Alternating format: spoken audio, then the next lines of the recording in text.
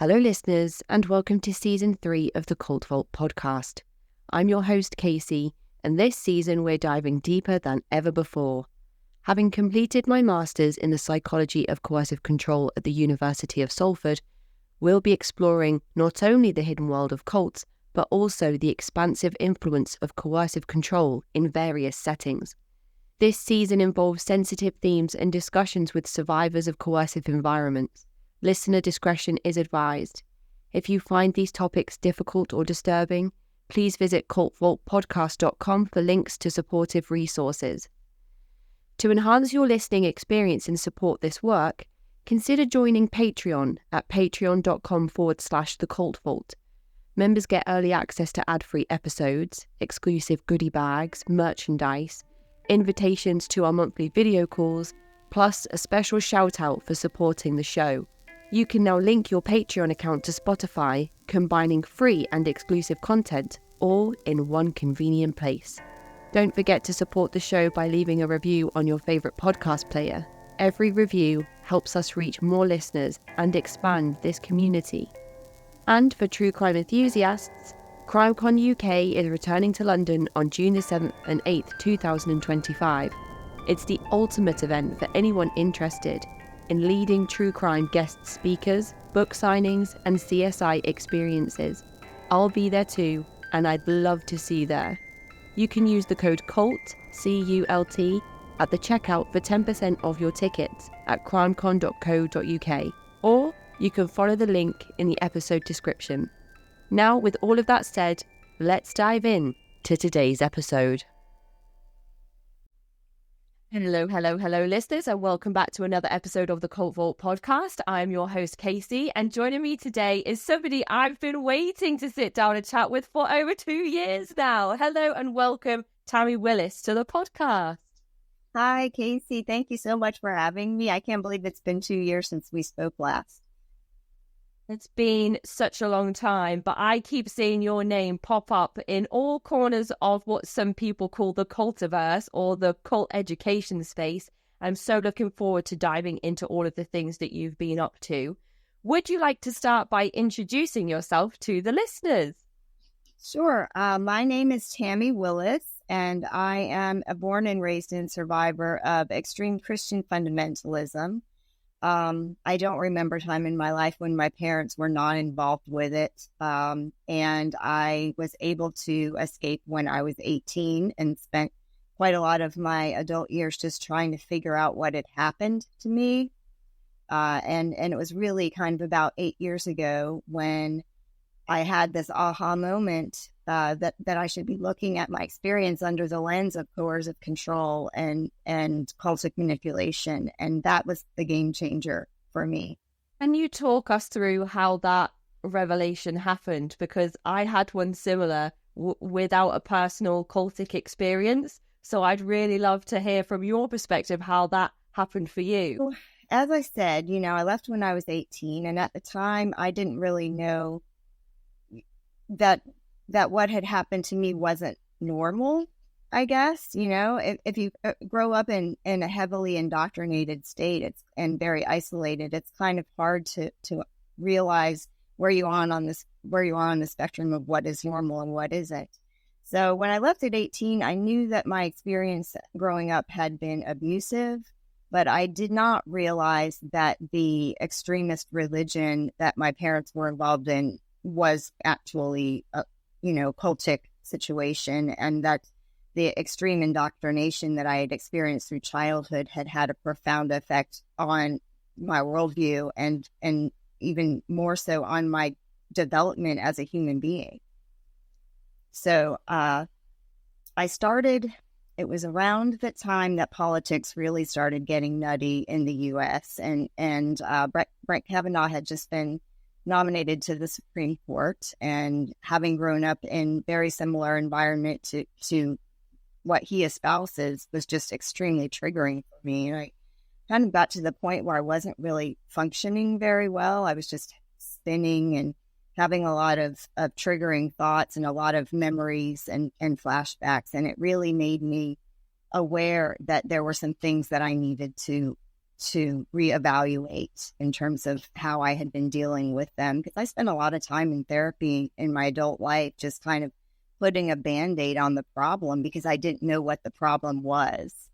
So the minute I started researching coercive control and undue influence, it just hit me like a ton of bricks.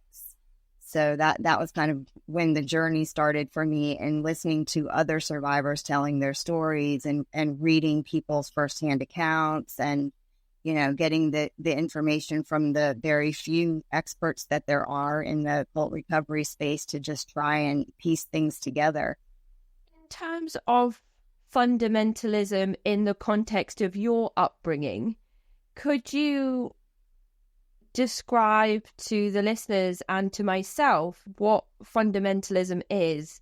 It's tricky because there's all of these words thrown around that I think sometimes muddy the waters in terms of like dominion theology and evangelicalism and fundamentalism. And I know that at times there's crossovers, but specific to the work that you do and the information sheet that you sent me over on all of the things about fundamentalism, could you break it down for us? So it can be very confusing because there are quite a few extremist groups that identify as Christian groups. And, from what we know about cultic manipulation and coercive control, and the sort of elements that are involved with the ways in which people are controlled in these types of organizations, so many of these Christian groups fit that mold. The difference is in the ways in which they interpret the Bible a lot of times, and really at the core, I think that the goal is all the same as it is in most cults. Which is, to control the members in order to get either sex or money or power or all three. So, I think what it really comes down to, if you're examining any kind of Christian group that seems like it may be going over into levels of extremism, is to look at the ways in which they're controlling their members. So, I've spoken to people from evangelical groups. The group that I was in was strictly fundamentalist, which means a very, very literal interpretation of the Bible, being a lot of end times theology, based control, institutionalized abuse, and it's all just kind of built into this particular brand of fundamentalism, which is, it's about scriptation more than anything else in their mind, and they will tell you that. And with your experiences of fundamentalism at a young age, how did those teachings shape your early understanding of your role and place in the world? So because I was essentially born into this particular type of theology, the things that began shaping my worldview happened at an age before I could even remember them. There are pre-verbal things that happen. So some of my earliest memories are of coercive control. There were times as a very small child where I would be left alone in a crib or on a blanket, and essentially being expected to stay there and to be quiet and to not make a fuss. So if that is kind of a little bit of an indication of how children are seen and treated within fundamentalism, essentially the belief system is that children are essentially bad, and that in order for parents to be doing the right thing to train their children, they have to be punished. So being in a situation from a very young age where punishment is physical as well as emotional and meted out on a regular basis with impunity it has a huge impact on the way that a child sees the world. I was a very anxious and fearful child, and I know that it is partially to do with the punishment, but just also to do with the fact that we were living in this mindset that the world was going to end and something really, really terrible and violent was going to be happening at some unspecified time in the future. It's just really cruel to do that to anyone, but especially to a child. The fundamentalist homes that people describe, and it's my understanding that that's often how you describe your experience as being born into a fundamentalist Christian home as well.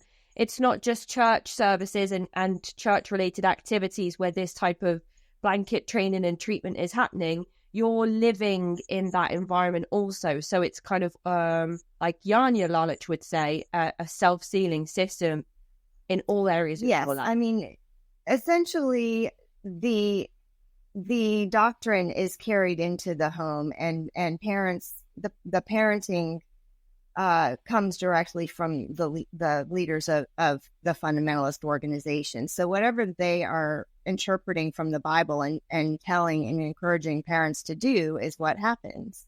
So we didn't live communally, but we spent, I don't even know really, I think I figured it out one time, and it was like 25 to 30 hours a week as a family doing church related things. And I also went to a very small fundamentalist school. So, for me as a child, it was 60, maybe 70 hours a week of being immersed in this toxic theology. And any adult within the system is considered to be an authority figure. If there's a man and a woman in the room, I assume that the authority would overall be with the kind of fundamentalism that I grew up with, and the kind of fundamentalism that really generally we see, is extremely patriarchal. It's extremely racist, homophobic, abusive in any way that you can imagine, just because the system has sort of created ways for this kind of abuse to continue unchecked. So yes, women are subservient to men. Children are subservient to everyone. Girl children are subservient even more than boy children. From your early years and experiences, how were the teachings and expectations different for girls compared to boys within your community? It's very subtle, I think, for smaller children. There's sort of this overarching patriarchal teaching that occurs that is just, again, it's indoctrinated in children from the time that they can speak and think. But, in addition to this just sort of overall way of living, we would then be seeing that modeled in our homes and at church through the ways that the adults interacted. And then, of course, there were just things like the ways that we dressed were very strictly prescribed, but more so for girls than boys. So girls were not allowed to wear trousers of any kind, even in the cold. A lot of the clothes that we wore had to be specially made almost, because you couldn't really find them in stores. So for instance, girls, we were allowed to do exercise at school. We had exercise, a couple times a week. We were separated from the boys for exercise. But even so, our exercise costume had to be very, very modest. So below your knees, with something coming up to your collarbone. Usually your elbows are going to be covered. And so for exercise, we would wear these sort of split skirts that they called culottes. And you couldn't buy them in the store. So someone would have to seamstress would have to make them. And if you didn't happen to have someone in your family that could sew, you were just kind of left out and having to try and figure out how to meet the requirements for this modesty in every aspect of life.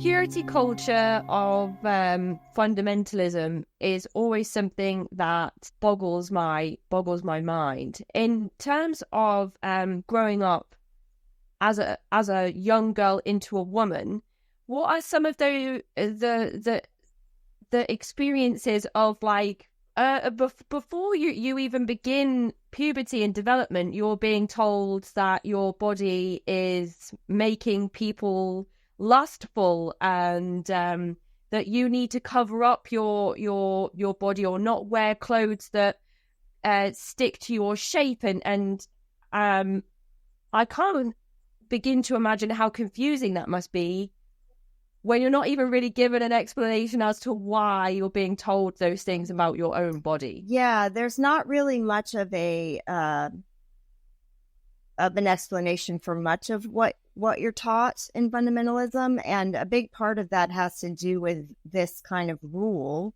that you obey without question.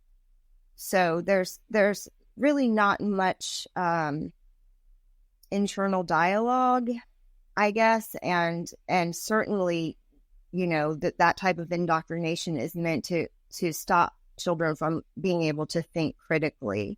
So that's really why, starting at a very young age, you're just sort of in this system and you're not really questioning. But I got to be, 11 and 12 years old.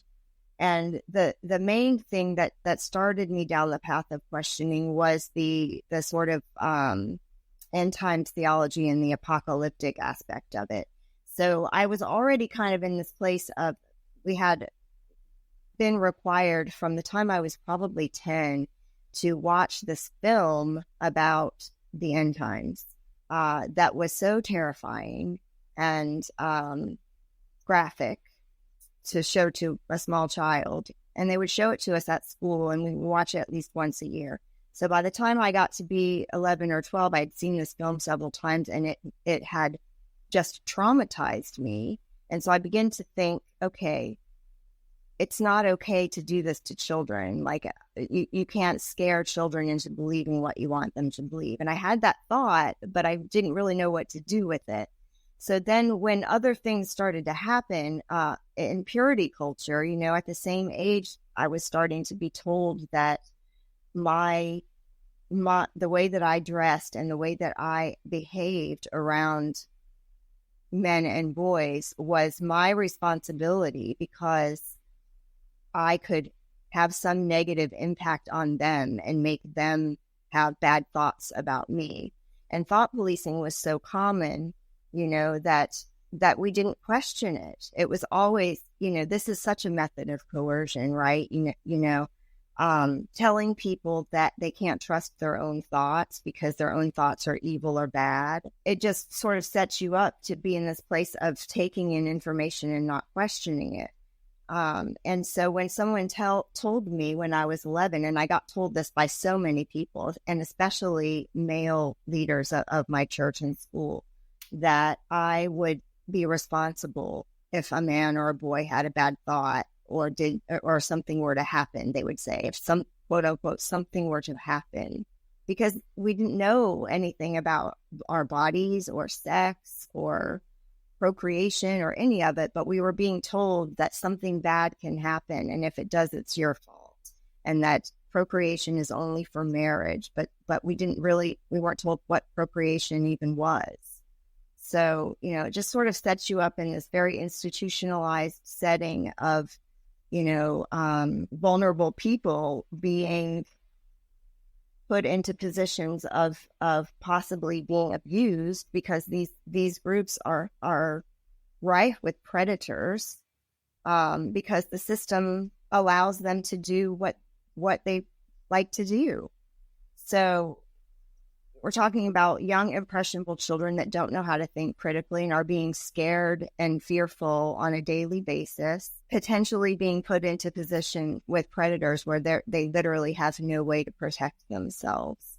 And that's what purity culture does. I can also imagine that there are cases where young boys are being taught the wrong things about how to interact with women and girls, and seeing this environment of men controlling women and women being placed into subservient positions with this really strange idea of sex and relationships, and then kind of women are placed into these situations without understanding their bodies or what sex is or how to say no to their husband, which they're not really allowed to do. So you are kind of, I imagine, seeing cases of young boys turning into predators themselves because they're in an environment where the victims are blamed for their own behavior. The system really basically sets up this dichotomy of women and girls being victims and men and boys being, boys being groomed as predators, essentially, because they are kind of given this carte blanche approach to how they behave in relation to women and girls. And, whether it is expressly being said to them or not, what they're learning is that their behavior is not their responsibility. So they can externalize everything that they do. And, it just sets up a system of victim blaming. And it sets up a system where women and girls will not report because they know that they'll be punished or blamed. And in terms of your education, you mentioned that you went to a small fundamentalist school. Was it just sports that was separated, or was it an all-girls school? No, together? This was a mixed school. Girls and boys were in a classroom together, essentially, quote unquote, learning the same things. But by the time you got to probably about 6th grade, it was very clear that the sort of math that we were learning was being pushed on the boys, where the girls were being segregated out to take homemaking classes, essentially. So there were a lot of gaps in my education. I went to fundamentalist school through the 9th grade, and then I had 3 years of public high school, and I wasn't taught much math. The science that we learned was very limited in terms of it being mostly creationist, and it was just propaganda. I remember ripping pages out of the textbooks because our teacher said that we didn't need to learn that part, and it would be a part that was about fossils or dinosaurs or something like that, because we were told that the Earth was only 5,000 years old, and that dinosaurs and fossils were not real, and that carbon dating was a lie that was being used by scientists to prove evolution. So when I got to public school, I was kind of just in a daze and trying to figure out just how to get through it and learn the things I needed to learn to get a high school diploma. So I feel like, from the time that I was able to leave and go to public school, and my parents were still involved with the group, I just had a lot of catching up to do. Your introduction to public school came after you left? No, so this is kind of sad. I started being sexually abused within the system when I was 10, and then I was being sexually abused by 2 of the school administrators for about a year and a half when I was 12 and 13. And I got to the point that I just wasn't really able to manage emotionally anymore. And I was really sort of falling apart. And I started pretending to be sick so I wouldn't have to go to school and church. And, eventually I started asking my parents if I would be allowed to leave and go to public school, because my mother worked at the school that I attended. So she was aware of what was happening to me and to other people.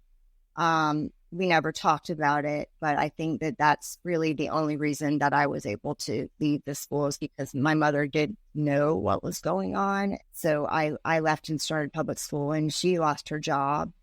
And they stayed with the group on through the rest of my high school years. As far as you're aware, was any of that same type of abuse taking place in the public school, or was it only something that was being experienced in the No, this was institutionalized abuse for sure. This was a power dynamic that was set up by the organization and used in order to, I mean, I was not the only one by far. And there was just, unconscionable amounts of sexual abuse and ritual physical abuse that happened. Is the school still in operation today? Yes. It's really, it's very difficult for me now, especially with the rise of Christian nationalism in the U.S., because these are the people that I grew up with, essentially. The belief systems are the same, the worldview is the same.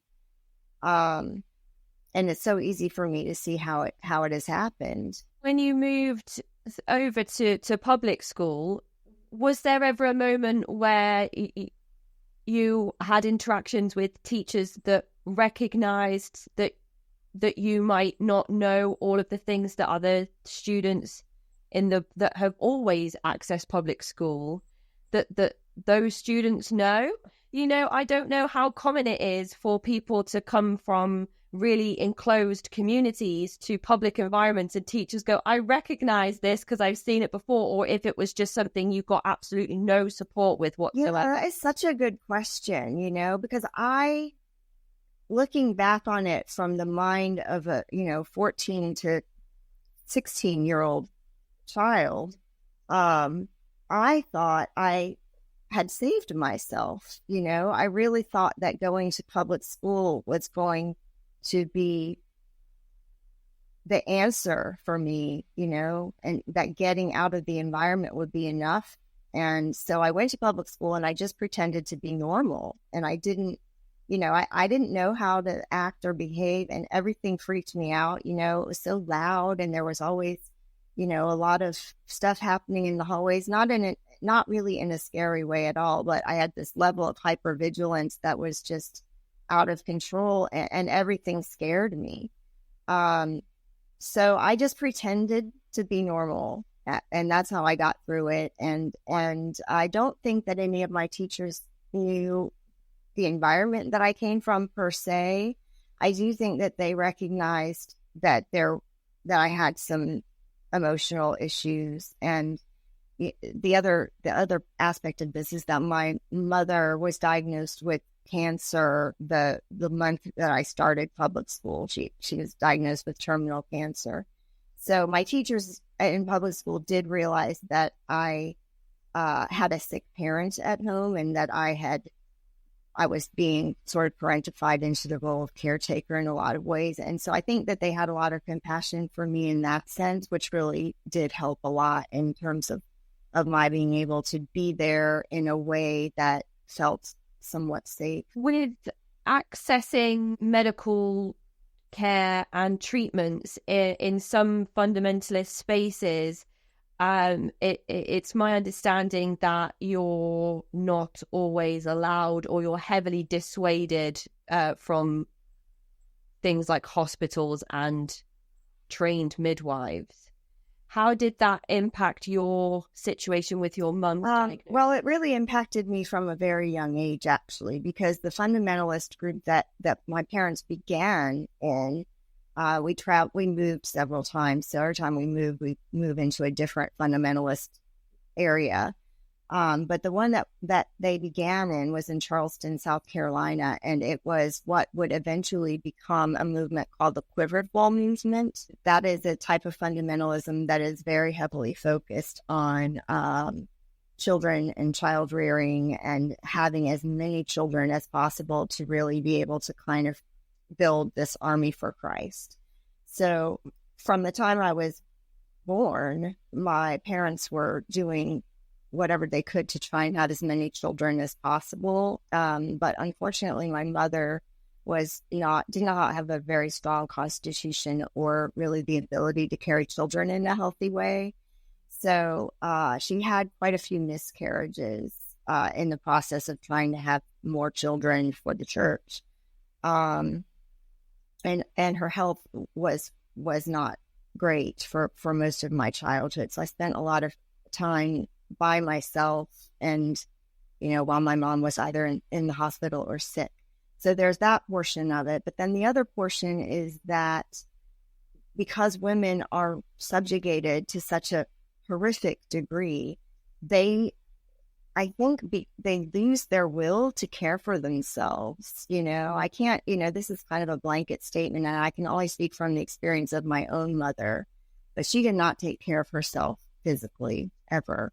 So by the time that she was diagnosed with metastatic breast cancer at 39 years old, this was in the late 80s, and I don't think that all women were necessarily aware of breast cancer risk. But I think that if she had been taking better care, or at least had gone to a doctor or had a physical every once in a while after, 9 miscarriages, that perhaps they would have found the cancer earlier. So there's a lot of medical neglect that happens within fundamentalism. Our group didn't expressly say that you weren't allowed to go to the doctor, but the personal care that needs to happen for people to be able to maintain those types of relationships with medical professionals just was not there.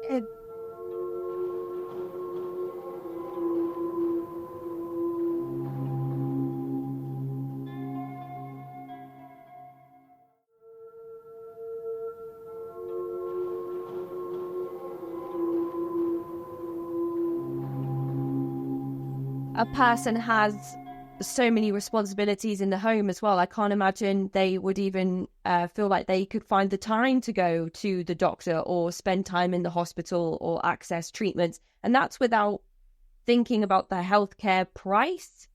Accessing healthcare in America is, to me, another thing that boggles my mind, that is just so vastly different to how things are over here.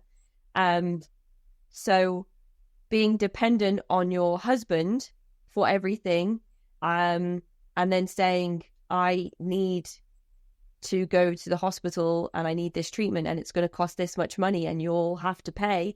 I don't imagine that's a conversation many women are going to be having with their husbands in fundamentalist spaces. No, the money is strictly controlled by men in most cases.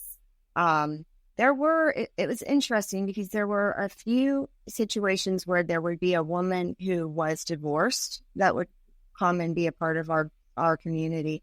And usually she would have many children, and she would be in the community because she had come there to be with a parent who was helping with the children. But divorce was really not something that was condoned in any way. So usually, even if you were in an abusive situation where your husband was controlling your money or your ability to go to a doctor, or, just abusing you in any way, you would be required to stay in the situation. Reproductive coercion around the quiverful movement is just horrendous as well. The parentification, as you mentioned, of children raising children. And the flip side of that, if women aren't able to have children, that again is that blame is placed back onto the woman again. I think it makes a system, it's just such an artificial system, right? It's like they're making you want things that you don't necessarily want, and they're setting it up as sort of almost a competition, for who can have the most children. And then it's really not so much about the quality of life of the children after they're born. So it's always a bit of a mystery to me, how you make that work and why you would want to. Just the idea of having so many children, the physical toll that it takes on a woman's body to have one child, to grow one child, it impacts your bones, it impacts your teeth, your whole body. I heard somebody say to me, it drains part of your vitality. And I was like, oh, wow, I've never heard it kind of described that way. Obviously, the physical toil of childbirth, which comes with all of its worries and scares and sometimes severe complications and can result in death. So that's always kind of like, you go into that like, well, I might not come out the other end of this. And then to kind of be in recovery from childbirth and pushing a human body out of your body and then be expected to be ready to have sexual intercourse and bear more children. I don't know how so many women are able to have so many children and still function in any way. It's the indoctrination, you know, it doesn't just happen to the children, it happens to the women as well. And, you know, here's an example. My mom, I'm the oldest of three girls. Between my birth and my younger sister, who's 5 years younger than me, my mom had several miscarriages.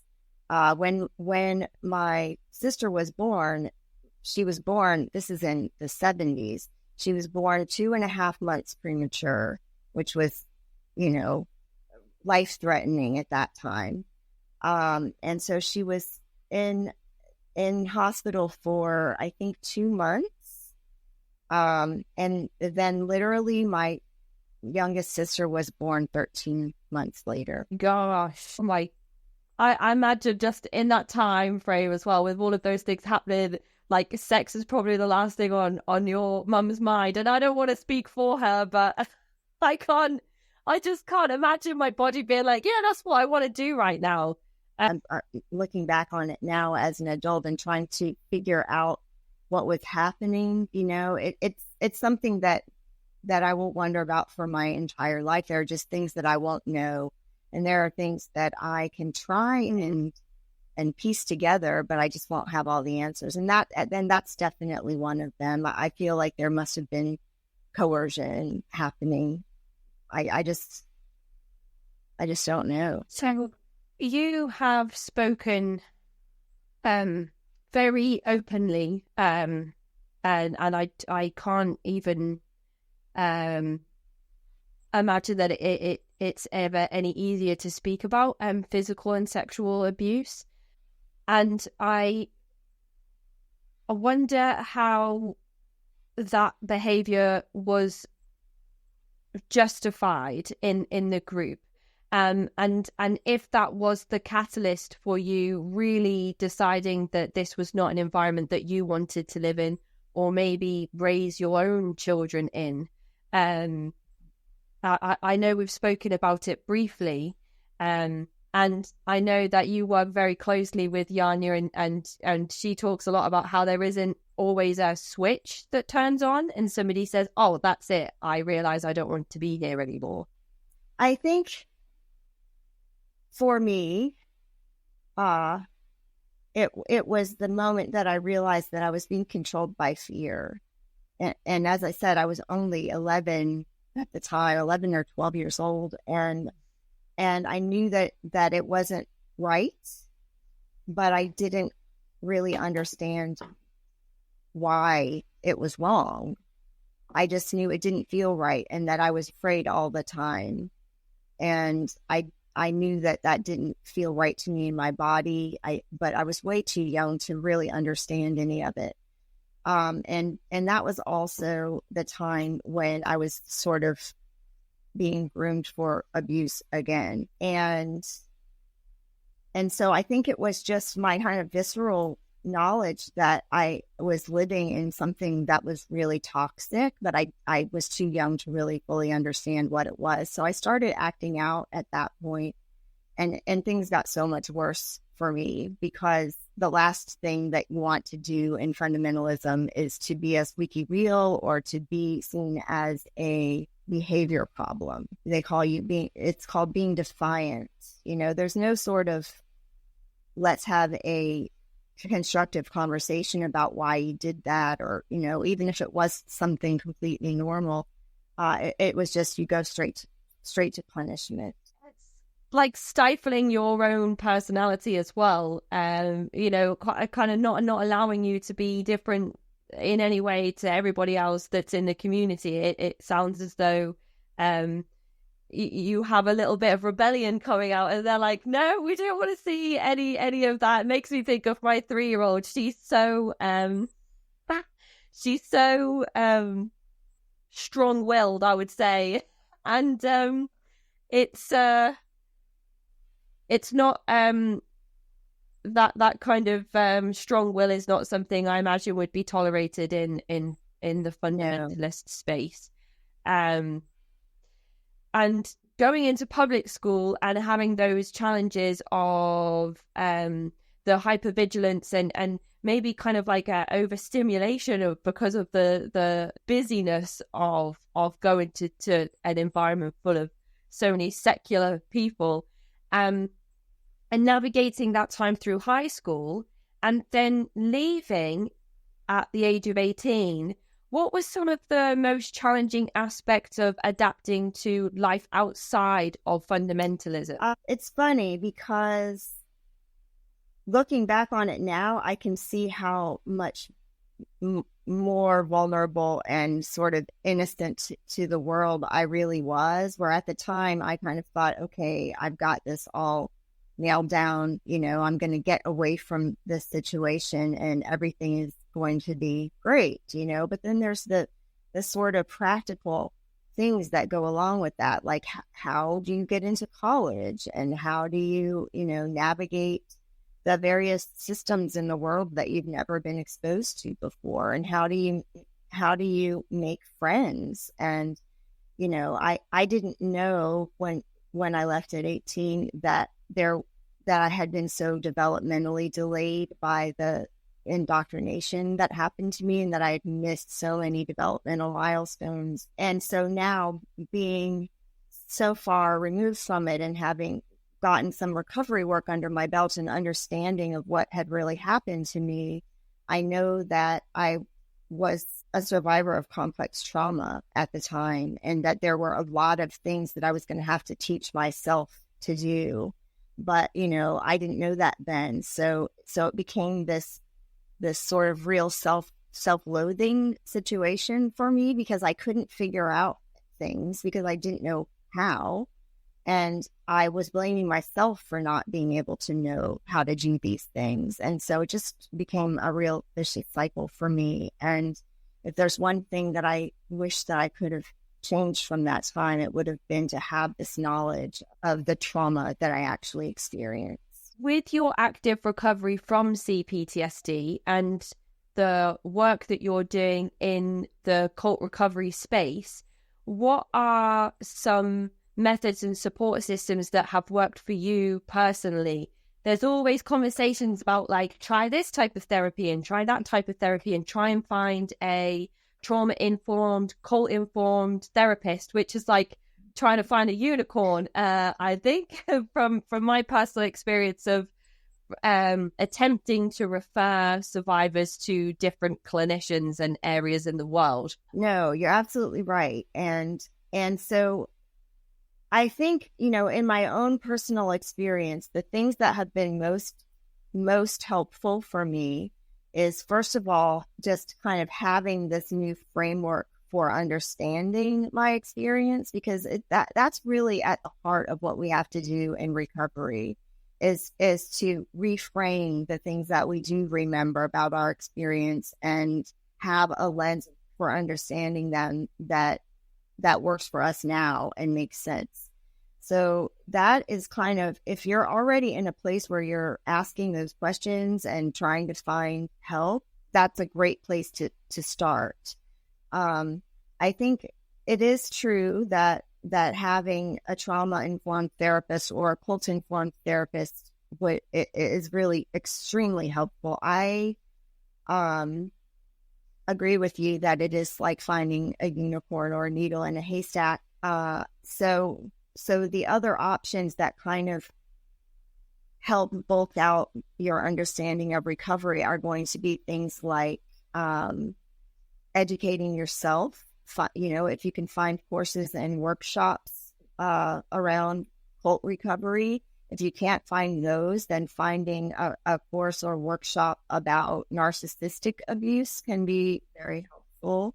But there are, this cult recovery space has grown so much, even just in the time that I've been a part of it, that I feel like there are more resources coming online, and that's really exciting.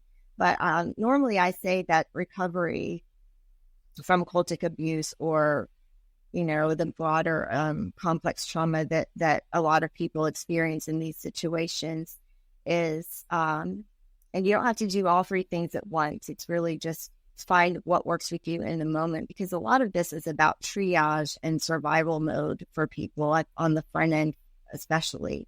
So you really want to do the thing that's going to get you to a place of stability and safety first. And, I'm not a mental health expert. I'm just a survivor who has a little bit of time under my belt that I can share with people. But, getting yourself to a place where there's, basic needs of safety are being met first so that you can think about the recovery. Because if you're in a state of hypervigilance where, your threat level is way up here, you don't have the processing power to be able to take that on. And so, managing your nervous system is the most important thing, and getting to the place of perceived safety and real safety if you're coming out of a cult. And then, aside from therapy and psychoeducation, the most important and transformational thing that I have done for myself is to find other survivors and have conversations with other survivors and peer-led support. The trauma that people experience in cults and high-demand religion and narcissistic relationships and the TTI industry is relational trauma. And the best way, and I can tell you this in my own experience because it is so true, that we have to be in relation to heal that type of trauma. And I have seen it in my own life, and I've seen it in the lives of my fellow survivors. It really works. So that is where my passion lies. I am hoping to be starting my own graduate program soon so that I can get licensed as a clinical mental health counselor and be able to kind of be a cult-informed therapist. Yeah, the unicorn. That's right. I'm going to be a unicorn. I love that. But, I think it's really about, having that framework, really getting a handle on understanding what happened to you through, reading books and listening to podcasts like this and hearing the firsthand accounts of other survivors, and then getting into a situation where you can actually be in a healing space with other people. I love all of that. It's so great. And it's great to hear from your perspective as well, as somebody that is in active recovery, that has experienced some of these different things that have worked for you, but also as somebody who is going to be helping other people do the same thing. It's like the antithesis to the cycle of abuse. It's like the cycle of recovery, and you've done it, and now you're going to help others do it, and so on and so forth. So the idealist of me is like, let's have that trickle down effect. Yeah, and the thing, it's just the thing that is really important about all of that is in recovery, empowering individuals to be able to do this for themselves first and foremost, because so many times when you're coming out of a coercive control situation, you do not have that kind of autonomy. You don't have that kind of ability to empower yourself to do anything. So this is about shifting the power differential back to where it belongs and giving individuals the ability to make those decisions for themselves. Yeah, that autonomy and that decision making that a person probably hasn't known or experienced for at least a very long time, if not at all, which is a really powerful thing.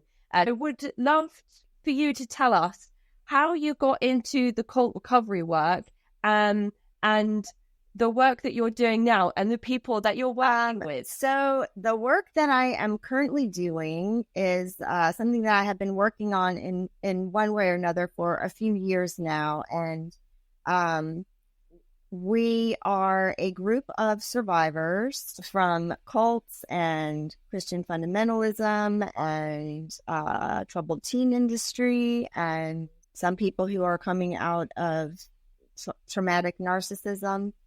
And we are looking for ways to be more available in the survivor space so that there is more peer support for survivors. So we're currently running survivor discussion groups. We have 4 different groups at different days and times to kind of accommodate people's work schedules and global time zones. And we specialize the groups because we do feel that there are some fundamental differences for some people in terms of if you were a victim of childhood indoctrination and a survivor of complex trauma. So we've got groups for people in the LGBTQ community. We have 2 groups for born and raised in survivors. We have a group for anyone who joined at any time. And we also do a book and media discussion group. So that is what we currently have on offer. And these are all peer-led and free to attend with a short intake interview on the front end. And that is kind of where I sit in the recovery space at the moment until I'm able to complete a degree and then perhaps do more actual therapeutic work with survivors. But, we're also in this place of really trying to figure out a way to create maybe a central hub of information, because in my experience in the cult recovery space, there are really wonderful nuggets of information and books and things out there, but you really have to kind of be able to pick them yourself, because there isn't really a central location for all of the information that would be vital to someone at the front end of recovery. So that's really my goal and the goal of a lot of people that I've been speaking with recently. So we're really hoping that we'll be able to provide some real support for survivors that will be easy to find and will have, some very detailed information. If there were some people listening that would be interested in finding out whether they could access some of these support sessions, where would they go? So right now we have a Gmail setup that is strictly for anyone who's interested in any kind of recovery support. We can usually provide some hands-on resources. I can certainly provide recommendations for books and podcasts and things like that I have personally found really helpful in recovery. The email address is reachoutandresource@gmail. And that's really just kind of a landing site where if you send an email and say that you're interested, I'll be, checking those and responding to try to set up times to meet and speak, to send along some resources if that's something that you're interested in. But really just to kind of to let people know that they're not alone in this recovery process and that there are resources available.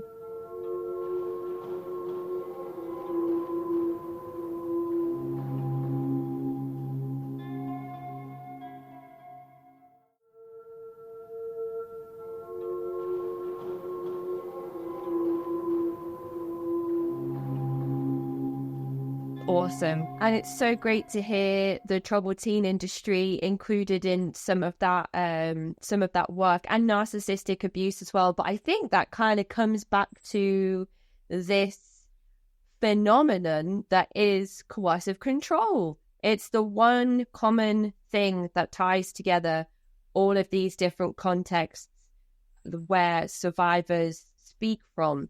And I know I say this at the moment in every single episode, but whether you're a survivor of a gang or a cult or an abusive relationship, whether that is with an intimate partner or a parent or your child or somebody else in the family, all of these things are connected: human trafficking, sports coercion, workplace coercion.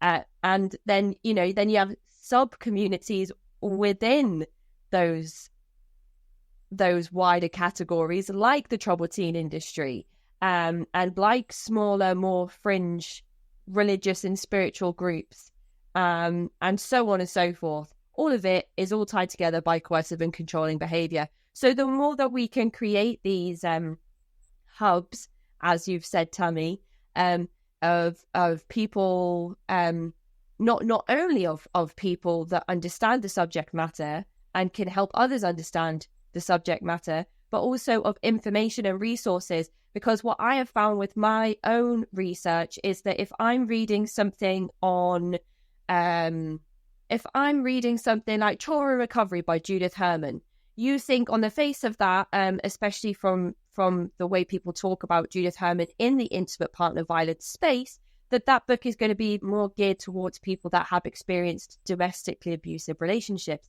And then you start reading Judith Herman's work, and she's talking about cults, and she's talking about human trafficking, and she's throwing all the language out there. And you realize that actually you can read something that's written by a human trafficking survivor and understand how those same tactics of control have impacted people in cults and impacted people in abusive family environments, and so on and so forth. And I say it all the time, but I'm going to keep saying it. And I'm so happy to have this conversation today, Tammie, and hear about how you're pulling all of those. Yeah, no, I think you're absolutely right, Casey. And you've just hit it on the nose. The similarities in experience between, people that I've spoken to who have come from completely different situations and backgrounds to mine.